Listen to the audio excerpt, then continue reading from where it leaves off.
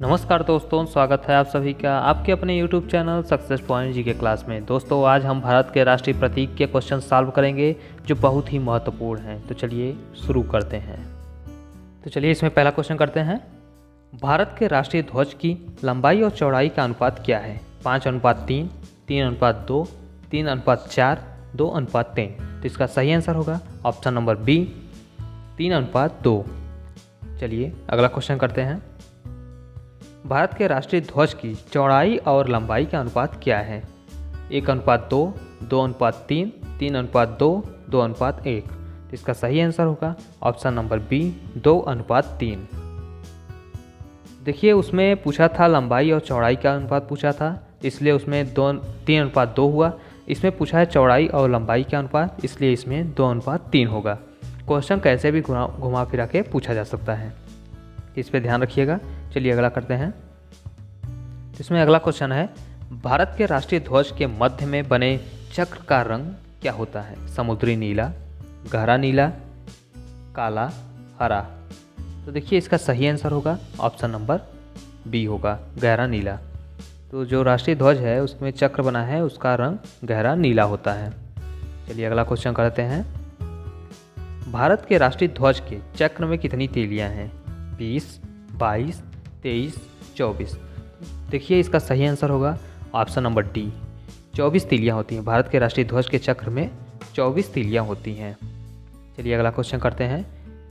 स्वतंत्र भारत के राष्ट्रीय ध्वज का डिजाइन निम्नलिखित में से किसने बनाया था? महात्मा गांधी, बंकिम चंद्र चटर्जी, रविन्द्रनाथ टैगोर, पिंगली वेंकैया। तो देखिए इसका सही आंसर होगा ऑप्शन नंबर डी, पिंगली वेंकैया। तो स्वतंत्र भारत के राष्ट्रीय ध्वज का डिजाइन किसने बनाया था? पिंगली वेंकैया ने बनाया था। चलिए अगला क्वेश्चन करते हैं। भारत का राष्ट्रीय गान है वंदे मातरम, सारे जहां से अच्छा, जन गण मन, हिंद देश का प्यारा झंडा। तो देखिए इसका सही आंसर होगा option number C, Jana Gana मन। तो भारत का जो राष्ट्रीय गान है वो जन गण मन है। चलिए नेक्स्ट क्वेश्चन करते हैं। भारत के राष्ट्रीय गान के रचयिता हैं बंकिम चंद्र चटर्जी, रविन्द्रनाथ टैगोर, सरोजिनी नायडू, अरविंद घोष। तो देखिए इसका सही आंसर होगा option number B, Rabindranath Tagore. जो राष्ट्रीय गान है उसको रविन्द्रनाथ टैगोर ने रचा है। चलिए अगला देखते हैं। राष्ट्रीय गान जनगण मन सर्वप्रथम कब और कहाँ गाया गया?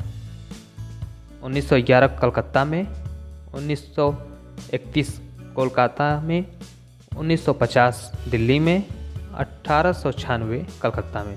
तो देखिए इसका सही आंसर होगा ऑप्शन नंबर ए, 1911 कलकत्ता में। तो जो राष्ट्रीय गान है जनगण मन, ये पहली बार 1911 में कलकत्ता में गाया गया था। चलिए अगला देखते हैं। भारत के राष्ट्रीय गान जनगण मन को संपूर्ण रूप में गाने में कितना समय लगता है? 50 second, 52 second, 55 second, 59 second.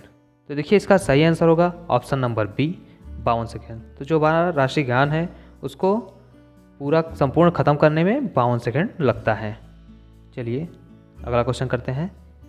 Bharat का राष्ट्रीय गीत है जनगण मन, अधिनायक जय है, हिंद देश का प्यारा झंडा, वंदे मातरम, सारे जहां से अच्छा।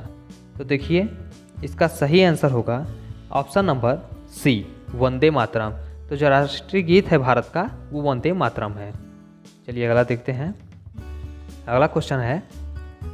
भारत के राष्ट्रीय गीत के रचयिता हैं रविन्द्रनाथ टैगोर, बंकिम चंद्र चटर्जी, सर मोहम्मद इकबाल, सरोजिनी नायडू। तो देखिए इसका सही आंसर होगा option number B, Bankim Chandra Chatterjee. तो जो भारत का राष्ट्रीय गीत है उसके रचयिता बंकिम चंद्र चटर्जी हैं। चलिए अगला करते हैं। भारत के राष्ट्रीय गीत के गायन की अवधि कितनी है? 52 सेकंड, 60 सेकंड, 65 सेकंड या फिर 90 सेकंड। तो देखिए इसका सही आंसर होगा ऑप्शन नंबर सी, 65 सेकंड। तो जो भारत का राष्ट्रीय गीत है उसको पूरा गाने में 65 सेकंड का समय लगता है। चलिए अगला देखते हैं। भारत का राष्ट्रीय गीत वंदे मातरम सर्वप्रथम कब गाया गया?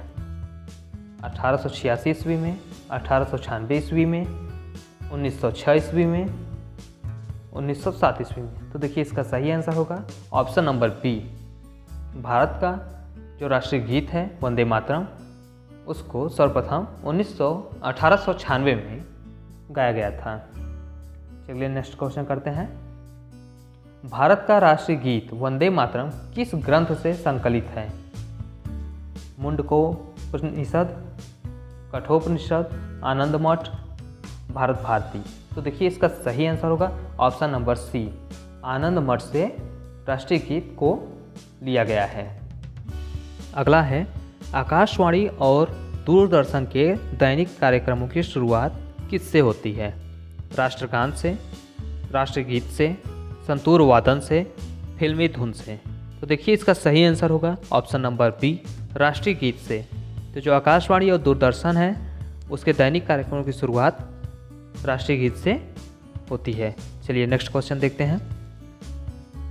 सारनाथ स्थित राष्ट्रीय स्तंभ का कौन सा भाग राष्ट्रीय प्रतीक के रूप में लिया गया है? शीर्ष भाग, मध्य भाग, आधार भाग, पूरा भाग।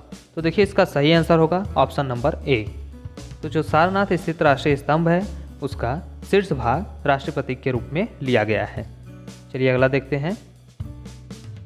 अगला क्वेश्चन है, भारत के राष्ट्रीय प्रतीक में निम्नलिखित में से कौन सा पशु दृष्टिगत नहीं है? सिंह, सांड, घोड़ा, हिरण। देखिए इसका सही आंसर होगा ऑप्शन नंबर डी।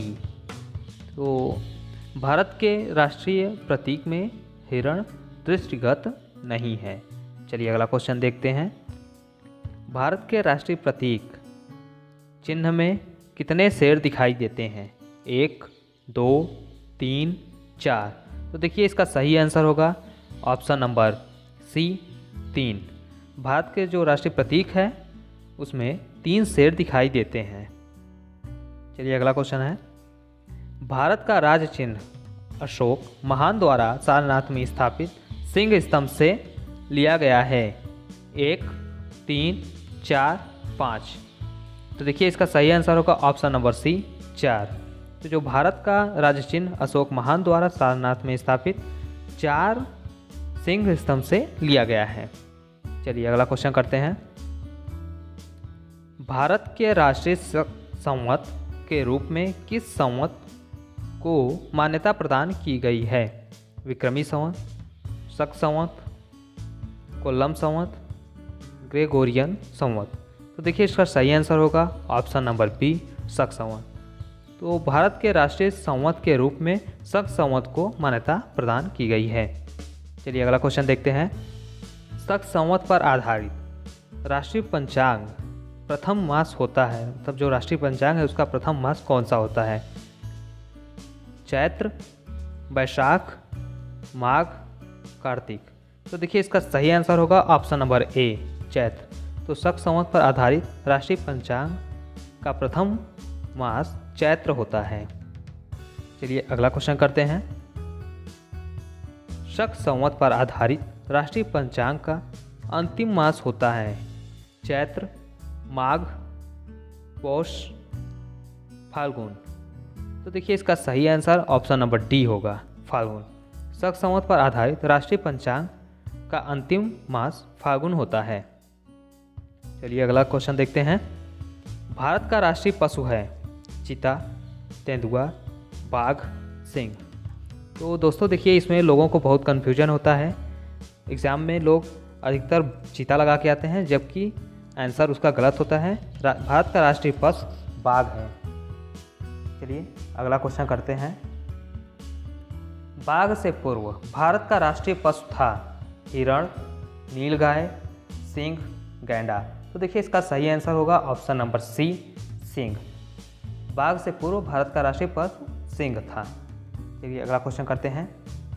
भारत का राष्ट्रीय पक्षी है मयूर, तोता, बाज, कबूतर।